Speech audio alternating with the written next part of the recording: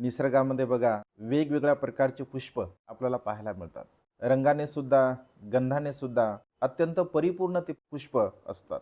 परंतु काही काही पुष्प बघा दिसण्यासाठी मात्र अत्यंत सुंदर असतात, परंतु गंधाने मात्र ते परिपूर्ण नसतात. जसं की बेसरमीचं फूल दिसायला अत्यंत सुंदर असते, परंतु गंध मात्र त्याचा बिलकुल चांगला नसतो.